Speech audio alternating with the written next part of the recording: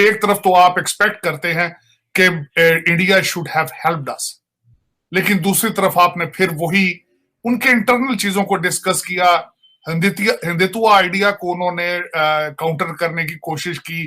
फिर उन्होंने अपने इंटरव्यू में बिलखसूस ये कहा कि India is not secular anymore. मैं समझता हूं कि कई चीजें अगर ठीक भी हों पॉलिटिकल करेक्टनेस की वजह से, लेकिन जब आप एक तरफ से एक्सपेक्ट कर रहे हैं कि फ्लड में हमारी मदद की जाए और दूसरा फिर आप साथ ही ये कह उनके इंटरनल मैटर्स में आप उनके ऊपर तवज्जो दें। इसमें हमारे शहबाज शरीफ साहब ने स्पीच दी।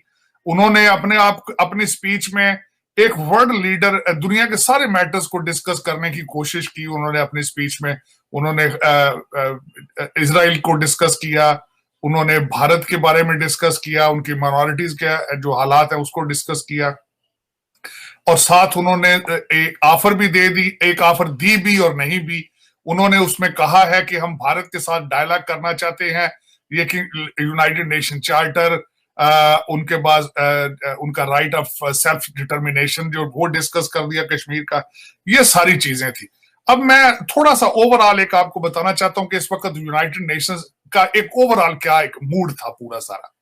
यूनाइटेड नेशंस के 5 मेजर पॉइंट थे जो उन्होंने डिस्कस करने की कोशिश की। एक यूक्रेन था, यूक्रेन की वॉर। दूसरा इन्फ्लेशन ऑफ फूड प्रोडक्ट्स। तीसरा था पोलराइजिंग, और चौथा था एनर्जी, और पांचवा था ग्लोबल वार्मिंग। दुनिया के मौसमियात, इनके हालात क्या थे। अगर देखा जाए तो इन 5 में से 5 मेजर पॉइंट्स में से 3 जो है वो पाकिस्तान रिलेटेड हैं।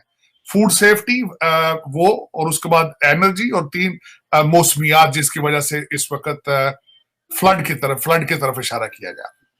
अब पाकिस्तान की करंट सिचुएशन अगर मैं आपको बताऊं, इस वक्त दुनिया तो थोड़ा बहुत आपको रिकॉग्नाइज करती है कि you are going through crisis, लेकिन मुझे 2 चीजों के साथ सख्त गिला है। आपको चीमा साहब मुझसे एग्री करना होगा कि आपकी रूलिंग एलीट ने फ्लड को इग्नोर कर रहे हैं मुसलसल, और आप दूसरा मुझे गिला होगा कि आपके मीडिया आउटलेट्स जो है, जो कि एक इंडस्ट्री बन चुके हैं, उन्होंने भी फ्लड को तवज्जो नहीं दी बिल्कुल।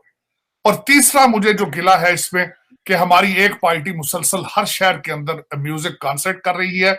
आज भी उन्होंने रहीम यार खां में एक कॉन्सर्ट किया जो कि बिल्कुल फ्लड एरियाज के बिल्कुल पास है। एक ट्रेजेडी है कि आपके 3 करोड़ से ज्यादा लोग बेघर हैं, खुले आसमान के नीचे हैं।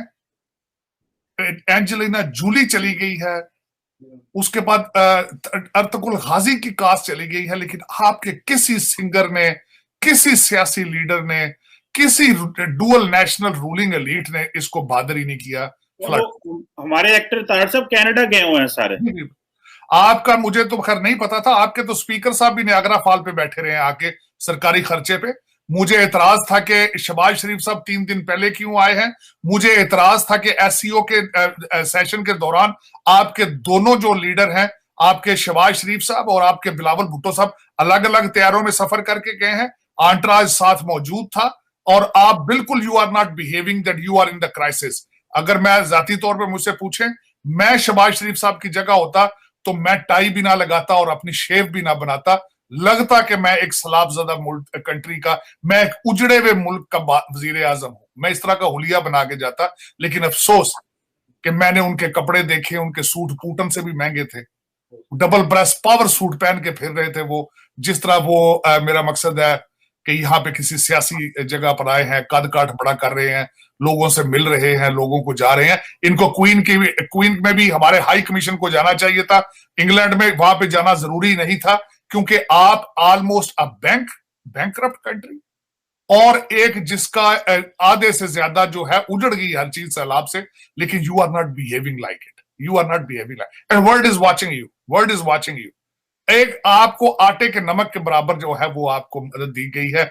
एंजेलिना जूली ने कहा है कि this is the time for Pakistan to से डू मोर, लेकिन किस तरह डू मोर, किस तरह, मुझे ये बताएं कि एक तो इस वक्त वेस्टर्न सिविलाइजेशन जिनकी जेबें भारी हैं, जिनके पास पैसा मौजूद है, लेकिन वो उनके ऊपर अपने मुसीबतें आ चुकी हैं, यूक्रेन की और रशियन पाइपलाइन की। इस वक्त European economies are under threat due to the Russian pipeline. तो वो अपनी इकोनॉमीज को बचाएं, वो अपने अवाम टैक्स पेयर्स को देखें, या आपकी रूलिंग एलीट जो डुअल नेशनल है, जिनके कनाडा, लंदन और दुबई में प्रोजेक्ट रुके हुए हैं, उनकी तरफ तवज्जो दें। How dare you think about it? जरा सोचना होगा आपको। आप पहले अपने रिप्यूट ठीक करें। और दूसरा, मैंने कल एक जगह पे बिल्कुल बिलखसूस ये कहा है, आज भी मैं ये कहूंगा, मैं बड़ी रिसर्च के साथ, बड़ी चीजों के साथ मैं इसकी मिसालें भी दे सकूंगा। मैं ईरान की मिसाल दूंगा और कई मुमालिक की मिसाल दूंगा जो एम्बार्गो और सैंक्शंस के दौरान भी सरवाइव कर गए हैं पिछले 20-30 साल से। लेकिन सैलाब आपका कुछ नहीं बिगाड़ेगा। आज भी आपको तबाह करेगी तो आपकी करप्शन तबाह करेगी।